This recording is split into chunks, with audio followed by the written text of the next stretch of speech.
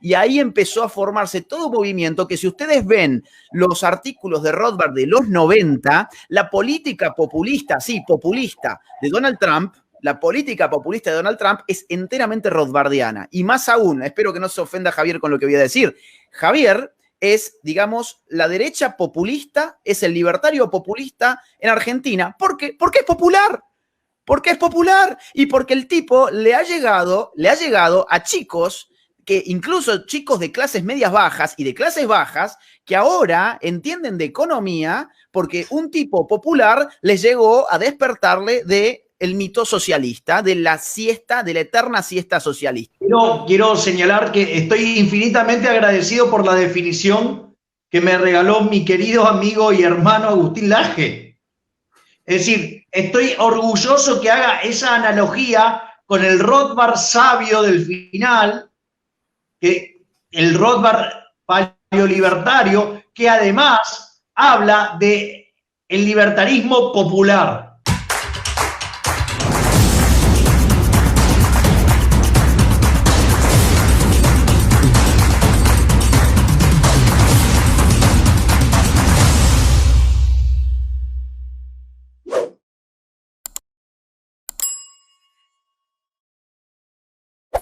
Mirá, vos me estás preguntando por un término que es un término provisorio. A mí las etiquetas me importan poco, sinceramente. Me importa poco si algunos me dicen liberal, si otros me dicen conservador, si otros me dicen de derecha, si otros me dicen patriota. Las etiquetas suelen ser camisas de fuerza, porque sobre todo en la política, cuando las etiquetas no están bien definidas, cuando no se conocen bien los contornos, cuando unos entienden por libertario una cosa y otros entienden por libertario otra cosa, cuando unos entienden por conservador una cosa y otros entienden otra cosa, casarse con una etiqueta es muy complicado. Te voy a poner un ejemplo. Si a mí me dicen conservador, lo primero que yo preguntaría es ¿qué se supone que yo quiero conservar? Yo, más que un conservador, soy un reaccionario. Es decir, yo reacciono contra un estado de cosas que no me gustan y precisamente reacciono porque no las quiero conservar, las quiero cambiar.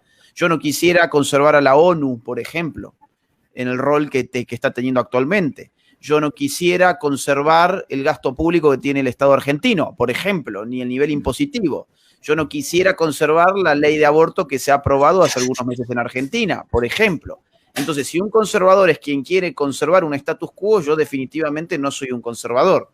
Ahora, si un conservador es aquel que encuentra que en su cultura hay valores que son dignos de ser defendidos, valores que se han creado con el pasar de las generaciones, con, digamos, legados de familias, de padres a hijos, de abuelos a padres y así sucesivamente, pues entonces yo sí soy un conservador porque creo que la tradición implica un vínculo que es precioso para poder vivir en una sociedad digna y para vivir en una sociedad que además conserve su libertad. La tradición y la libertad tienen un lazo muy íntimo que ya lo explicaba muy bien Hayek, sobre todo en La fatal arrogancia, aunque también los fundamentos de la libertad.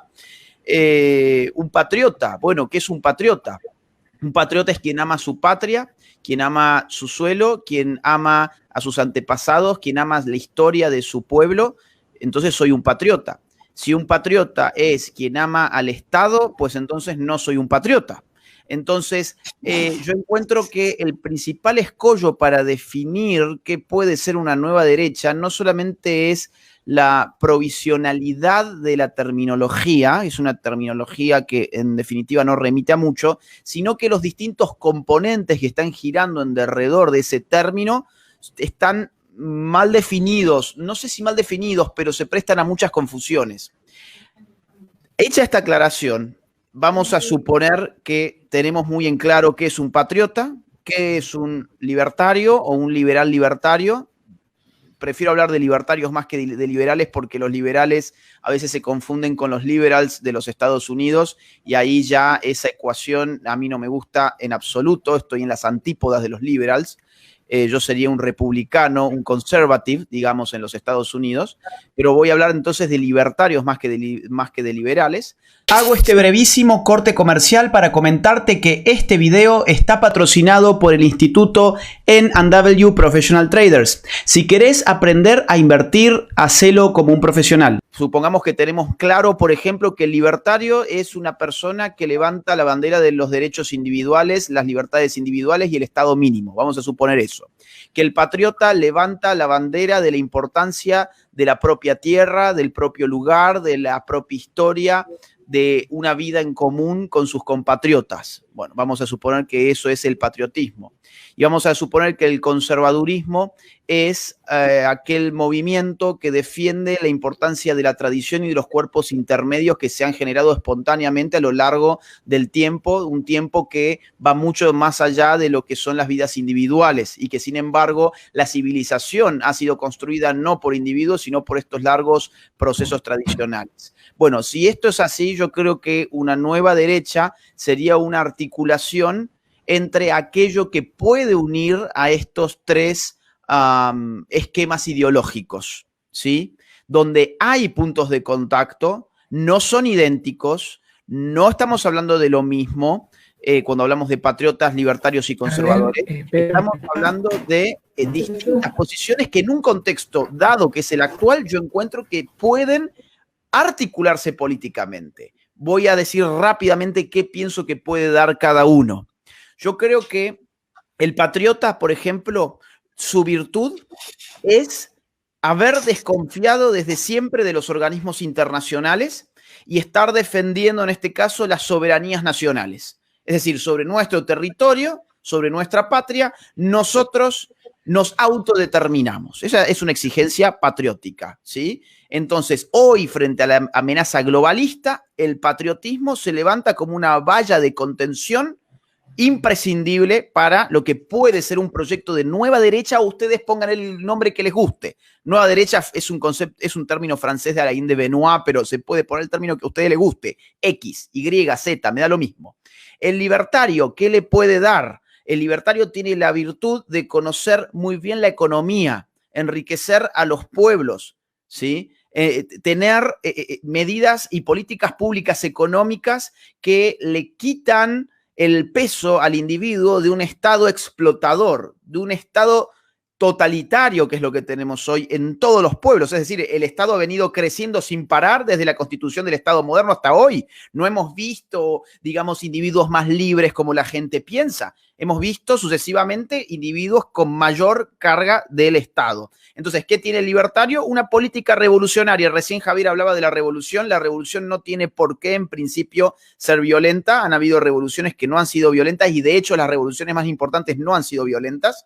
Las revoluciones que han sido violentas al revés, han recibido ahí nomás su contrarrevolución, como la Revolución Francesa. En cambio, la Revolución Inglesa, por ejemplo, que es incomparable, ya lo sabía muy bien Edmund Burke, el padre del conservadurismo moderno, fue una revolución que continuó hasta los días de hoy, básicamente. Entonces, yo creo que el libertarismo en ese sentido también es revolucionario y tiene para proponer un esquema económico que trae libertades individuales para los ciudadanos de un Estado-nación. ¿Y qué tienen los conservadores? Y los conservadores yo creo que entienden la lucha cultural cuando la lucha cultural remite a cuestiones intangibles. Por ejemplo, la problemática del género. Por ejemplo, la problemática en este momento en los Estados Unidos de la raza. Por ejemplo, las problemáticas étnicas, indígenas, las luchas por la historia que han sido abandonadas por la derecha tecnocrática, que no le importa la historia, le importa el autoayudismo barato, como fue el caso del PRO, por ejemplo, en Argentina. Entonces, los conservadores han reaccionado muy bien a esas amenazas, combatiendo la ideología de género, destapando los intereses de Black Lives Matter, revisando la historia y dando una lucha en estos términos. Entonces, cuando estas tres fuerzas se juntan, dejando de lado sus diferencias, que son muchas, es decir, bueno, acá hay algo súper interesante. Por ejemplo, yo, Javier, lo considero un libertario. A Chinda, una patriota. Y yo, en principio, vamos a suponer que yo sería un conservador. Bueno, acá tenés un ejemplo muy claro de lo que estoy hablando. Se dejan de lado diferencias, porque la política no es el arte de unir a los idénticos, eso se llama sectarismo. La política es el arte de unir a los similares. Y nosotros tenemos puntos de contacto muy, muy importantes, sobre todo en los tiempos que corren, donde cada uno tiene algo muy valioso para dar. Entonces, vos llamale nueva derecha o llamale como te guste, llamale X. El término puede variar, pero la idea, el concepto yo creo que es ese. Es tratar de ir acercando a aquellos que sean amplios y que sean realistas en política, porque claro, a ver, evidentemente un libertario va a decir, no, yo ni loco me junto con Chinda Brandolino, o yo ni loco me junto con Agustín Laje, que es un conservador, un dinosaurio. O por ejemplo, un patriota quizás también podría decir, no, ni loco, yo estoy con Javier Milei, ni loco estoy tampoco con Laje, son unos neoliberales, por ejemplo, ¿no? Y desde el conservadurismo también se puede decir, no, yo ni loco me sumo a esta gente. No, bueno, esa gente se quedaría afuera de la ecuación, no va a sumar nada, nadie se va a poner triste porque esa gente no esté. Esa gente ya de entrada no está y no podés contar con esa gente. Entonces, digo, de los tres sectores, de los sectores libertarios, de los sectores patriotas y de los sectores conservadores, hay gente que es un estorbo. Entonces, con esa gente uno tiene que hacer de cuenta que no existen. Ahora, los que tenemos realismo político, creo que tenemos que empezar a acercarnos entre nosotros, sabiendo que no somos idénticos, pero sí sabiendo que somos similares. Y sabiendo que somos similares, tenemos que saber que podemos hacer muchas cosas. Hay que darle vida a un nuevo proyecto. Cierro con una última cosita, muy rápida. Hubo un momento en el cual Rothbard, es decir, uno de los pensadores libertarios más importantes, líder y fundador además del movimiento libertario en los Estados Unidos, pensó que su estrategia, él pensaba que el libertarismo en los 60, 70 tenía más que ver con la New Left, o sea, con la izquierda, que con los conservadores. Eso fue un error político garrafal. El libertarismo se le llenó de hippies, se les llenó de gente impresentable, se les llenó de izquierdistas que no es que odiaban al Estado, odiaban todo principio de autoridad. Odiaban a la familia, odiaban a la iglesia, odiaban a las fuerzas de seguridad, odiaban a las fuerzas armadas, odiaban todo lo que fuese autoridad y tradición. Ahí Rothbard se asqueó tanto con esta situación, se dio cuenta de su error político y él mismo se terminó saliendo del movimiento libertario y fundando una nueva cosa que le puso paleolibertarismo. Y ahí Rothbard empezó a encontrar cómo se podía articular en lugar de con la New Left, que fue un grave error, se empezó a articular con los sectores paleoconservadores.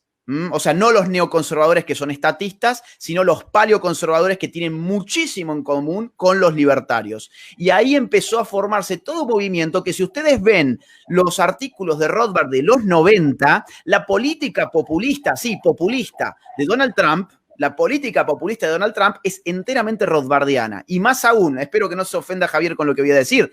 Javier es, digamos, la derecha populista, es el libertario populista en Argentina. ¿Por qué? Porque es popular.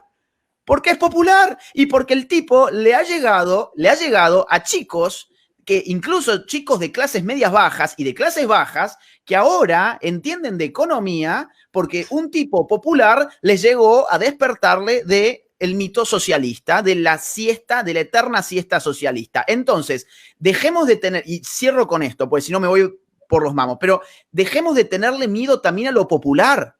Dejemos de pensar como la vieja derecha, que era aristocrática, que era de nariz parada, que era de barrios caros, que solamente se juntaban a tomar whisky y a fumar habanos. Dejemos eso de lado. La derecha hoy es popular. El establishment hoy es izquierdista. Nosotros somos populares porque nuestras causas le llegan al público que tiene sentido común, que viene de las distintas clases sociales y que tienen problemas concretos y problemas reales. El público normalmente no quiere abortar a sus hijos. El público normalmente no quiere que a sus hijos les estén adoctrinando con propaganda LGBT en los colegios. El público generalmente no está dispuesto a pagar impuestos que son explotadores. Entonces, pongamos en común todo esto.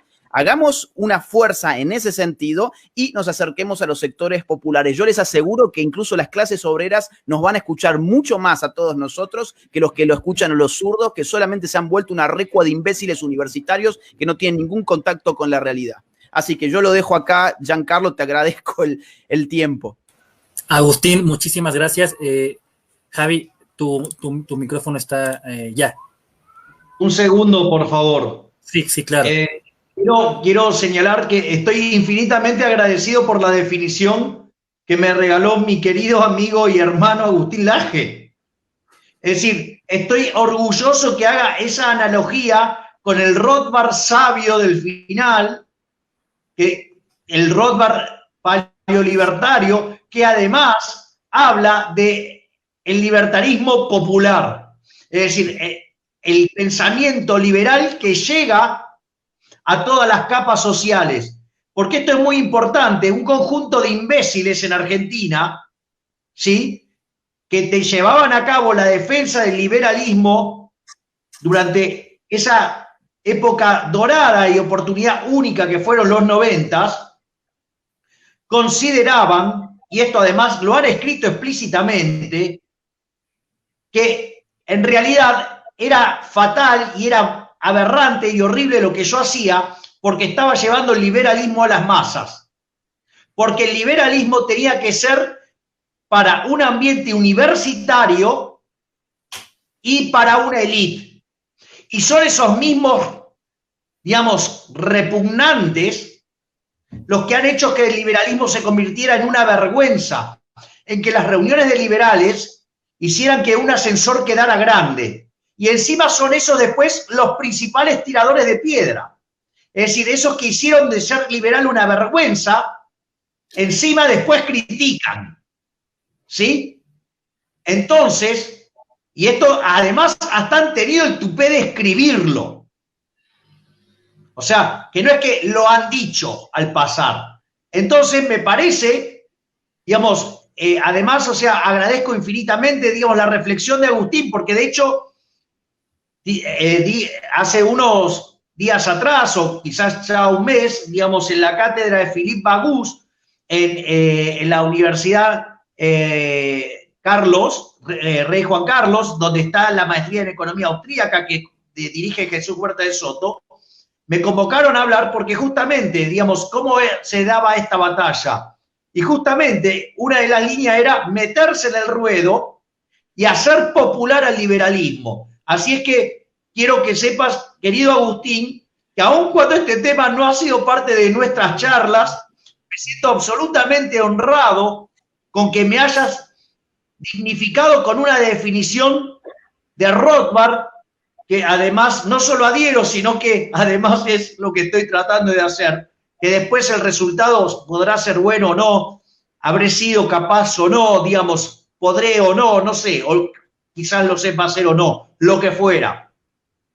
Pero lo que sí me queda claro, no intentarlo es regalarse al socialismo, y que aquellos que se dedican a tirar piedras a los que desde el liberalismo están tratando de mover la aguja hacia una solución capitalista, cuando el sistema además es inestable, en lugar de tirarle piedras, deberían darle las gracias por los servicios que están prestando, inmolando sus propias vidas. Pero bueno, es decir, hay, al menos en Argentina, perdón el término, hay tanta gente de mierda, digamos, dentro de estos círculos, que lo único que se dedican a hacer es a tirar piedra, como si se pudiera cambiar el resultado de un partido desde la tribuna, manga de inútil, porque por lo único que están haciendo es favorecer que crezca aún más la izquierda. Se llaman liberales y son absolutamente funcionales a los zurdos de mierda. Déjame, gracias Javi, hago una última intervención, Giancarlo, y yo ya me tengo que retirar, pero quiero complementar porque todo lo que dije sobre Javier y sobre su alcance hacia los sectores populares vale también para Chinda, y eso a mí me consta personalmente porque yo he tenido el honor de hacer giras junto con Chinda, y a mí me consta que el movimiento pro vida, por ejemplo, que Chinda ha liderado en Argentina, no es un movimiento que esté especialmente compuesto por las capas altas de la sociedad argentina. Al contrario, cuando se han hecho encuestas de opinión y se han, digamos, desagregado las respuestas en términos de ingresos económicos, se ha visto que las clases más altas de Argentina, en un 70-75%, están a favor del aborto, Mientras al revés, en las clases más bajas, un 75% está en contra del aborto. Y bastaba ir a las movilizaciones de la derecha reaccionaria que no quería aborto legal, seguro y gratuito, y uno, ¿sabés con qué te ibas a dar? Con los sectores populares, con gente de la Villa 31, con gente de distintas zonas, en el caso de Buenos Aires, de zonas, digamos, pobres, y también lo mismo me ha pasado a mí en Córdoba, pues yo he estado en ambas marchas, también en las de Córdoba. Gente muy humilde, ¿saben por qué? Porque los pobres no quieren matar a sus hijos. Los pobres lo que quieren hacer es poder salir dignamente de la pobreza. Por eso es que las políticas pro vida tienen que ir de la mano también con buenas políticas económicas que les permiten a los pobres, en lugar de estar pensando en matar a sus hijos, cosa que afortunadamente no piensan, los que piensan en matar a sus hijos suelen ser, digamos, aquellas, por ejemplo, la estudiante de filosofía que está bancada por mamá y por papá, que tiene su auto que se lo regalaron ayer los padres, y quedó embarazada y va a ser, por lo tanto, probablemente una vergüenza para la familia haber quedado embarazada, o probablemente le va a complicar en lo sucesivo poder estudiar. Entonces, ahí piensa, voy a matar a mi hijo, ¿no? Voy a someterme a un aborto. Entonces, digo, insisto con estos temas, ¿no? Porque tanto desde una visión económica como desde una visión valórica, moral, nuestro discurso está en una condición inigualable para poder llegar allí donde nunca nuestra gente llegó, que es a los sectores más populares. A los sectores populares que han sido perdidos por las izquierdas, porque la izquierda hoy se reduce en universitarios mantenidos generalmente o por los padres o por el Estado, se reduce a funcionarios parásitos del Estado que viven desde que tienen memoria de un sueldito estatal, se reduce a periodistas bien acomodados y se reducen a fundaciones financiadas por fundaciones extranjeras. Eso es la izquierda, o sea, eso no es el pueblo, eso es el establishment. El pueblo está en otro lugar y en este momento una política populista de derecha debiera ponerse como objetivo conquistar a ese pueblo que no está siendo representado, porque lo único que se le está ofreciendo es hablar en lenguaje inclusivo, matar a sus hijos y la banderita LGBT, ¿sí? Así que, bueno, tenemos muchísimo trabajo por hacer y condiciones realmente que son interesantes para dar esta lucha. Giancarlo, yo te agradezco, tengo que pasar a otra entrevista que me habían pedido ahora para las 5:30.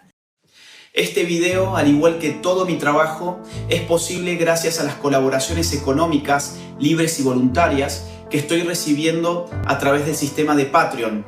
Gracias a todos los donantes. Y si